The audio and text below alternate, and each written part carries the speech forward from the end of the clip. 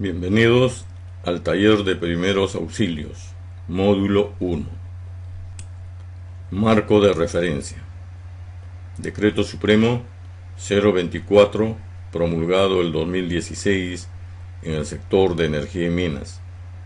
Es el reglamento de seguridad, salud ocupacional en minería, que en su capítulo 18 hace referencia a los primeros auxilios, asistencia médica y educación sanitaria.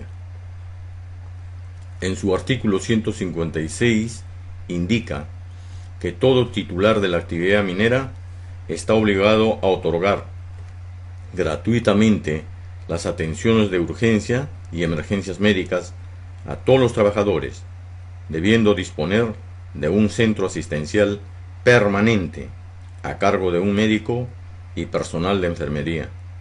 Dicho centro debe de contar con la infraestructura que asegure una atención oportuna, eficiente, adecuada y organizada a los pacientes. Los pequeños productores mineros y productores mineros artesanales contarán con un centro asistencial permanente a cargo de un tecnólogo médico con especialidad en emergencias y desastres, enfermero o técnico de enfermería con supervisión periódica de un médico. En el caso de equipos de trabajo reducido en actividades itinerantes, se deberá contar con un trabajador capacitado en primeros auxilios, además de un botiquín para este fin. Artículo 157. Todo titular de la actividad minera deberá contar con una ambulancia para el transporte de pacientes con las siguientes características. Inciso A. Que tenga un ámbito de acción de 25 kilómetros o 30 minutos como máximo. Inciso B. Que cuente con el equipo de comunicación apropiado para la zona. Inciso C. Que cuente con las características de las ambulancias especificadas en la norma técnica de salud para el transporte asistido de pacientes por vía terrestre, aprobada por resolución ministerial número 953, promulgado el 2006 en el sector del Ministerio de Salud, sus modificatorias y demás normas vigentes aplicables o la norma que las sustituya. Inciso D. Que sea del tipo 1, cuando el titular de la actividad minera tenga menos de 100 trabajadores. Inciso E.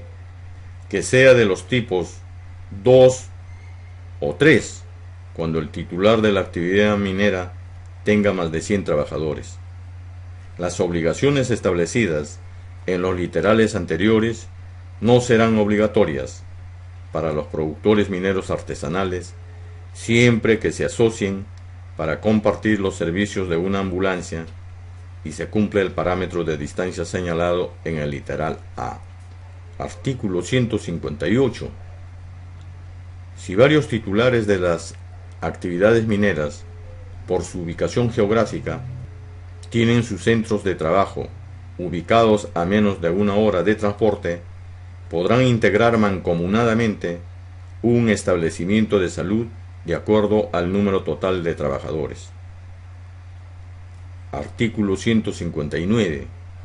Todo lugar donde existan sustancias y o materiales químicos peligrosos, tales como plantas de beneficio, laboratorios químicos, dosificadores de reactivos, almacenes, talleres, depósitos, áreas de trabajo, entre otros, deberá contar con botiquines que contengan los antídotos necesarios para neutralizar los efectos de dichas sustancias, además de la hoja de datos de seguridad colocada en lugares visibles.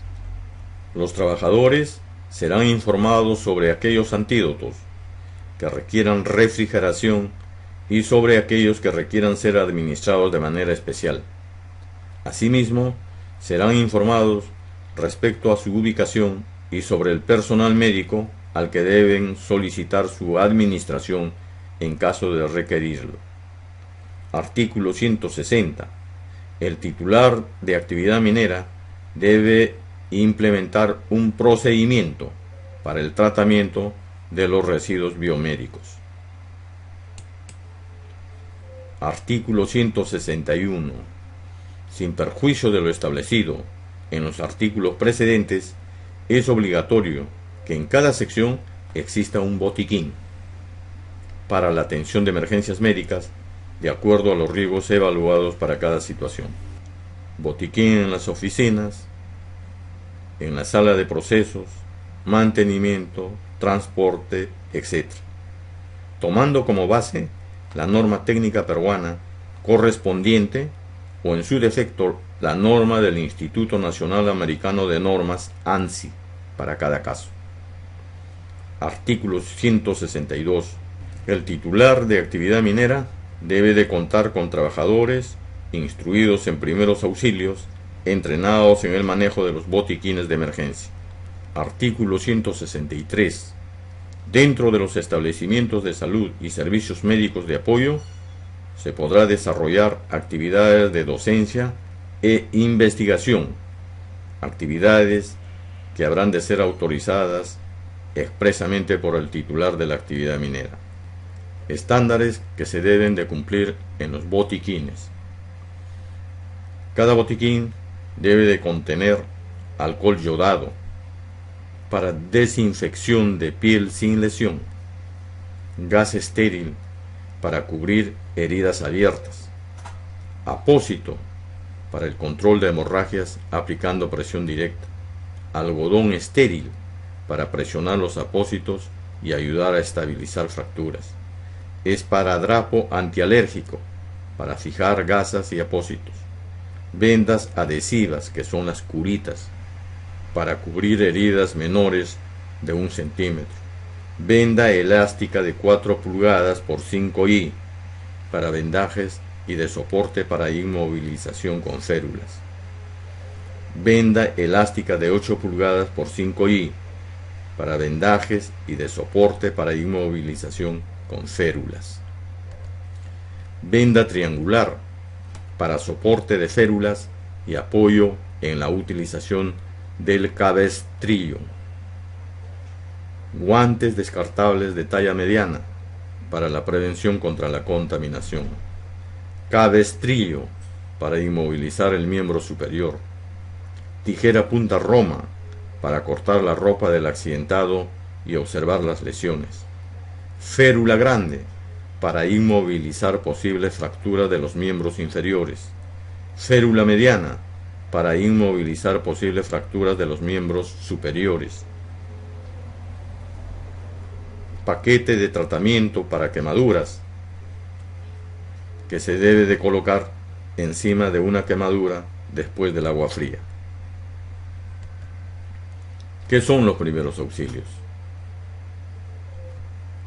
Es la asistencia inmediata, limitada, efectiva y temporal. Por ahí las siglas de AILET, que se debe prestar a toda persona en caso de accidentes o enfermedad brusca que no haya recibido aún atención médica. Debido a la alta exposición de riesgo que existe en una operación minera, en los desplazamientos, en el hogar, los trabajadores y amas de casa deben estar capacitados y entrenados en los primeros auxilios para aplicar el AILET a la persona accidentada, salvándole la vida o evitándole secuelas incapacitantes de por vida. Los objetivos de primeros auxilios es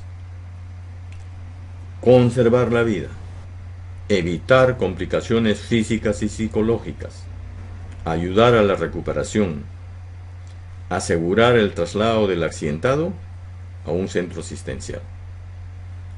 Esos son los objetivos de los primeros auxilios. ¿Cómo actuar ante un accidente? Primero, protegerse, identificando todos los peligros en la escena que puedan causar daño. No exponerse al peligro, solicite ayuda a sus compañeros. Para evitar que se accidenten otras personas, evacuar al personal y señalizar el lugar. Segundo,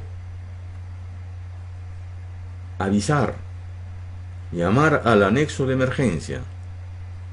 Hay que decir, esta es una llamada de emergencia, hay que identificarse, hay que dar la ubicación exacta del lugar de emergencia, hay que explicar si es daño a las personas, hay que dar sus nombres de los accidentados, o es daño a la propiedad o al proceso. Hay que indicar el tipo de accidente, si ha sido ocasionado por la caída de rocas, por una electrocución o un gaseamiento. Y hay que decir si tenemos la necesidad de apoyo a la emergencia. Tercero, hay que socorrer. Si hay lesionados, darle los primeros auxilios. Si hay fuego, apagarlo, ubicando el extintor más cercano, acercándose a favor del viento y barrer a la base de fuego en forma de abanico. ¿Qué pautas generales debemos de considerar en los primeros auxilios? Primero, mantener una actitud serena, tranquila y confiada, evitando el pánico para actuar rápido y cuidadosamente. Segundo, tratar de diagnosticar la causa exacta de lo ocurrido, preguntando al accidentado o a los testigos. Tercero, siempre solicite ayuda, mejor si es especializada. Cuarto, no mover al accidentado, excepto para poderle aplicar los primeros auxilios, para evitar el agravamiento de sus heridas y para protegerle de un nuevo evento. Quinto, examine rápida y cuidadosamente al accidentado, soltando o aflojando las prendas que pueda dificultar su respiración y circulación. Aflojar las corbatas, el cinturón y los brasiers, si es una dama. Sexto, practique el ABC de primeros auxilios en forma inmediata. A está relacionado a las vías de aire, B está relacionado al sangrado y C a la conciencia. Esta es una mnemotécnica sencilla. Luego, con más tranquilidad, continuar si hay tiempo y es posible con la D, E y F. La D está relacionado al aparato digestivo. Observar si hay lesión en las vísceras, si están huecas o están sólidas. La E está relacionado a las excretas, para tener una idea de su riñón y de las vías urinarias. La F está relacionado a las fracturas. Séptimo, no dé agua al accidentado, ya que podemos asfixiarlo. Octavo, coloque su cabeza de costado si está inconsciente. Abrigarlo con lo que se tenga a la mano para evitar el enfriamiento del cuerpo. No dejarlo solo. La tabla de prioridades para la atención del socorrista a los accidentados. Ver su vía aérea, ver si hay sangre, sentir si el corazón está funcionando, ver si tiene un TEC al cerebro o a su columna, que se conoce como el TBM, ver cómo está su sistema digestivo, ver si hay vísceras huecas y sólidas. Hay que ver las excretas para tener una idea del riñón y hay que ver si tiene fracturas. La tabla de pasos y fases en la evaluación y atención de emergencia ya asistió por personal médico, especialista pues en aplicar la respiración cardiopulmonar, observando sus vías aéreas, respiración de boca a boca, viendo la circulación de aire, administrándole drogas y líquidos, realizando electrocardiogramas y realizando la fibrilación cardíaca si es necesario. Pasos a seguir en primeros auxilios. Primero, generar una historia con el relato de cómo ocurrió el hecho, datos que es proporcionado por la víctima o los testigos de cómo ocurrió el accidente, datos que puede proporcionar la víctima o los testigos. Segundo, realizando un examen general basado en las molestias que el accidentado experimenta. Debe ser sistemático y ordenado, comenzando por el ABC, revisando los órganos fundamentales para el mantenimiento de la vida, como son los pulmones, el corazón y el cerebro. Revisando la letra A, que significa aire, apreciando los movimientos respiratorios, observando los movimientos del tórax y colocando la mano sobre el esternón. El ritmo respiratorio normal es de 16 a 18 respiraciones por minuto. B, desangrar. Observar si hay sangrado o hemorragia y al corazón. Buscar hemorragias graves que puedan hacer peligrar la vida en corto tiempo. Explorar el pulso a nivel de la arteria radial de la muñeca o de la arteria carótida en el cuello, o escuchando directamente los latidos sobre el tórax del paciente. C, de conciencia. Observar si el accidentado está consciente o si está confusa o inconsciente con convulsiones. Luego continuar con un examen desde la cabeza a los pies, comenzando con la cabeza, buscando hemorragias, luego pasamos por el cuello, evitando movimientos bruscos que puedan lesionar la médula.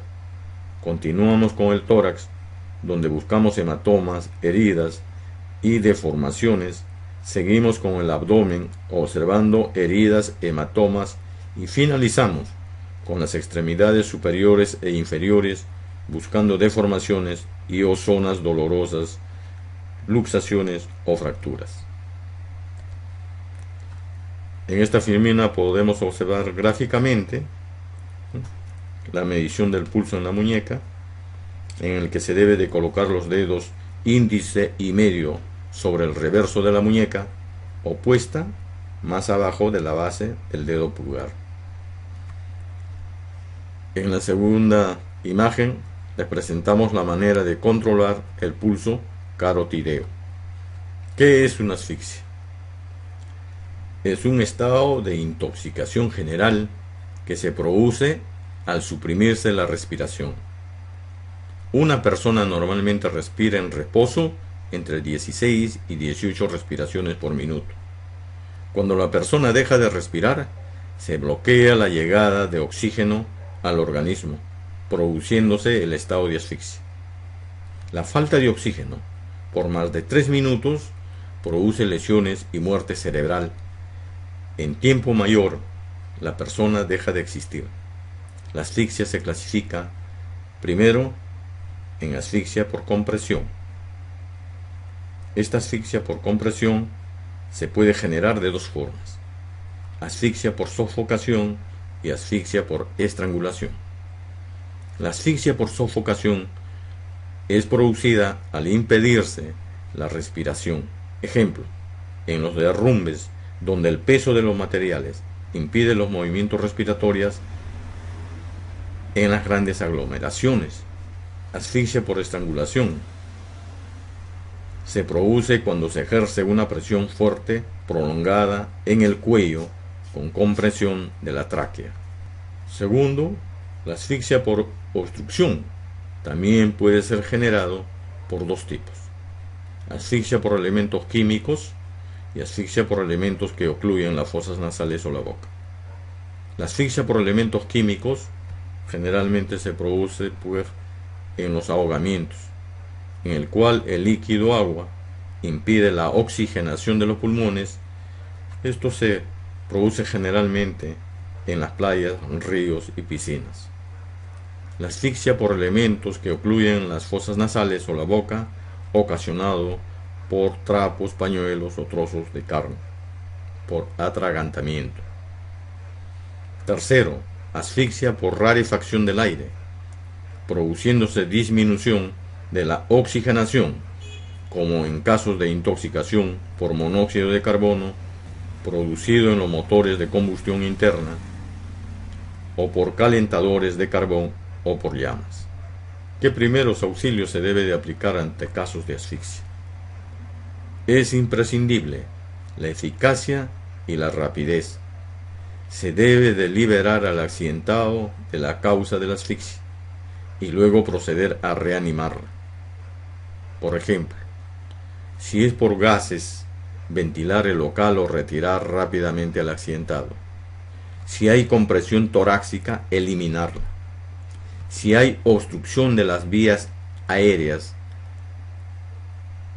hacerla toser en forma violenta, ayudándolo con golpes en la espalda o con compresiones anteroposteriores del tórax o con la maniobra de Heimlich para casos de atragantamiento.